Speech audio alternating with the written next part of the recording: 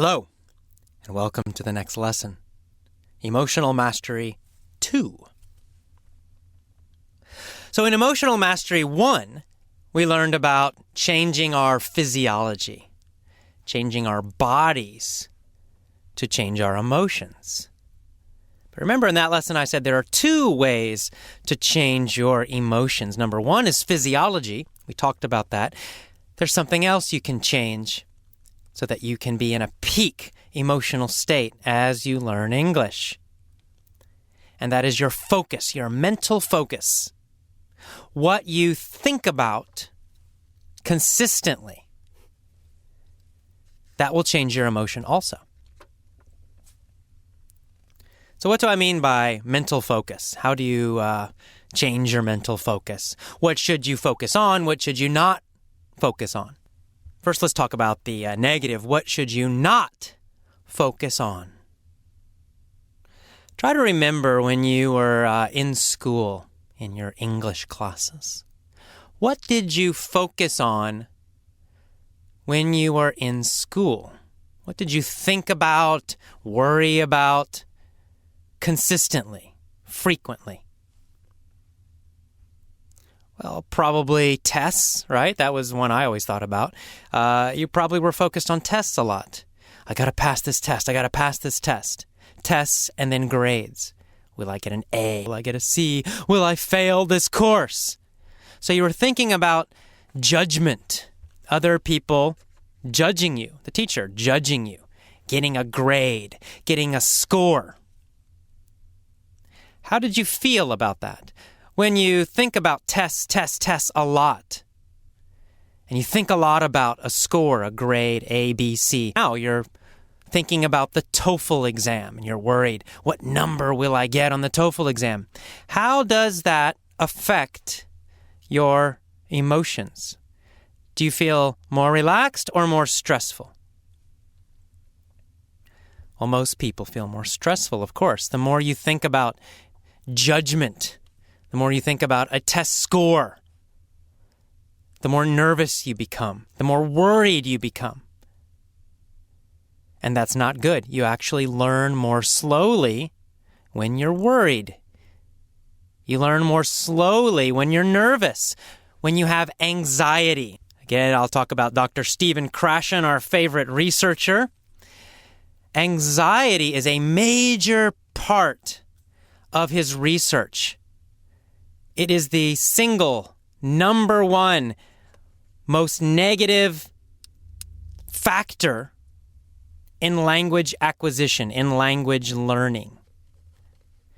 Anxiety means worry or stress.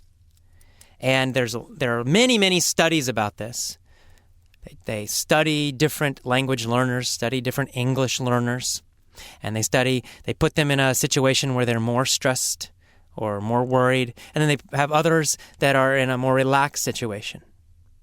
And the relaxed students always learn better and faster. So let's say after 6 months, the relaxed students will have better grammar, better pronunciation, better listening and understanding, better writing skill, better everything.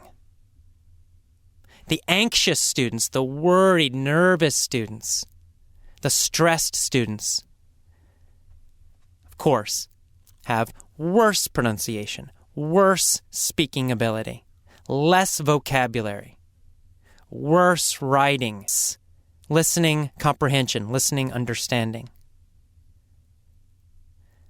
So what was happening in school was you were actually learning to fail. You were training yourself to be stressed and nervous. You were training yourself to focus on things, tests, grades, teacher's opinion of you, that make you feel nervous, and that nervousness made you learn more slowly. So you don't want to focus on that. Something else you don't want to focus on. You don't want to focus on every small step to reach your goal. Your goal is to speak excellent English, to feel strong and confident when you speak. That's a great goal. But what happens if you focus on everything you must do to reach the goal. For example, you think, oh, God, to become a great speaker, that means I got to study every day. I've got to learn 20,000 vocabulary words. I've got to listen to 2,000 or 3,000 hours of English. How does that make you feel? Probably a little nervous, probably stressed, right? You think, oh my God, it's too much. So you don't want to focus on the little individual steps because it's going to seem huge. It's going to seem so big. It's going to kill your motivation. What else do you not want to focus on? Problems. So many students focus on problems. In my classes in San Francisco, they come to me, AJ, my pronunciation is bad. AJ, I make grammar mistakes. Well, of course you do. You're a student. You're learning. It's normal. You're going to make mistakes. You're going to have problems sometimes. You're going to make a mistake with your pronunciation. I do. I'm a native speaker. I'm an English teacher. I make mistakes all the time. It's normal. You can't focus on it. If you focus on it, if you focus on the negative, if you focus on mistakes, if you focus on problems, your emotions become weaker and weaker. You actually get worse. So you just need to relax about this. Everybody is human. Everybody makes mistakes. It's a normal thing.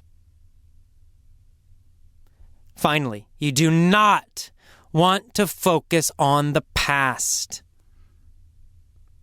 Most of my students have very negative experiences with English from the past.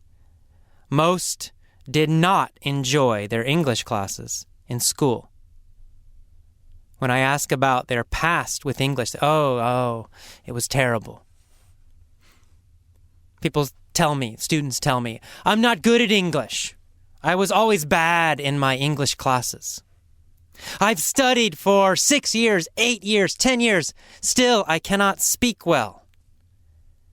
They're focused on the past. Well, the past is not the same as the present. The past doesn't equal the future, as Tony Robbins likes to say. And it's true. In the past, you used very old, traditional methods that made you feel bad. Sitting in a class, still, not moving. Being graded and tested constantly. Studying boring grammar textbooks. That's not a method for success for most people. Some people succeed with that, but very few. So the past was different. You're now learning in a very different way. You are different now. Don't focus on the past.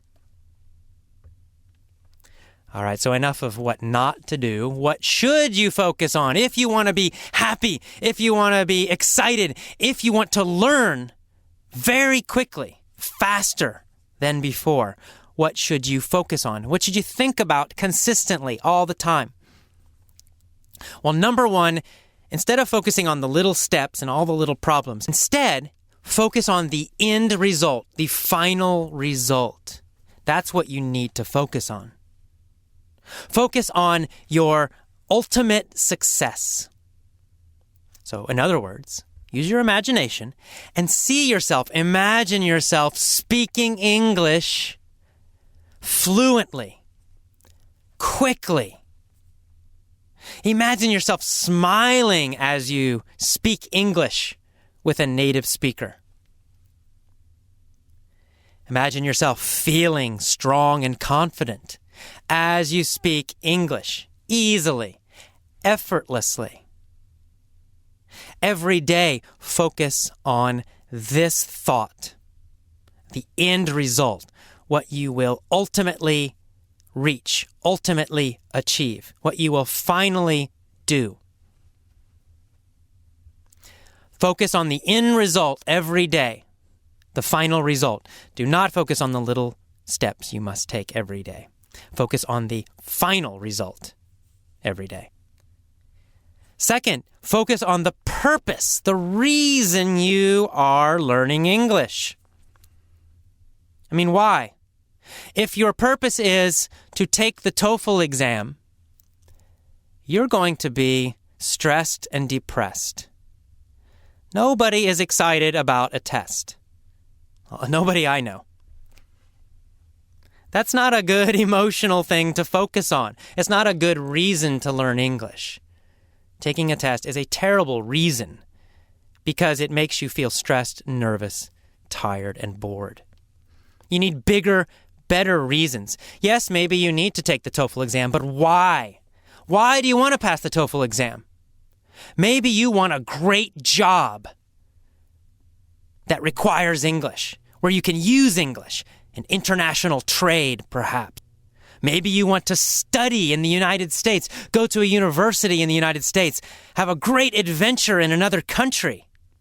Now that makes you feel good, right? Thinking about that, imagine yourself in New York City or in San Francisco, meeting native speakers, talking effortlessly, easily, making new friends, a great new job with more money. Now those are great things to focus on. So you want to focus on compelling, strong reasons why you're learning English, why it's important, the benefits, things that make you feel great. Do not focus on a test, please. So those are the two things. Number one, you focus on the end result and they're related. They're basically the same thing. Number two, you focus on the reasons why, the purpose. So you have to imagine very vividly, very strongly in your head what it is you will finally do. See the end result. And then feel the emotions. The last step is you want to see the end result with emotion. Let yourself feel that it's real. So when you focus on speaking great English, feel the emotions. Feel proud. Feel happy. Feel confident. Smile big. Imagine how you will feel speaking excellent English. Okay, so let's review very quickly about focus. The main thing about focus is very, very simple. You're going to focus on the end result, the final result. You want to focus on the thing that makes you feel great, the situation, the benefits, all the great things that will improve in your life by speaking excellent English. That's what you need to focus on every day. Write it down. Write down, make a list of all the great things that will happen in your life when you speak excellent English. New friends, maybe. Maybe great new travel experiences. Maybe living or working abroad. Maybe a better job. I don't know. You have to make your own list, but make it a big list. Write down all the great things that will happen in your life. And then every day, review those every day. Teach your brain to focus on these positive, inspiring things, not on these negative things, not on problems, not on the past. Okay, so that is it for this main speech on Emotional Mastery 2, Focus. Next, let's listen to the vocabulary, and then we'll have the mini story. See you soon.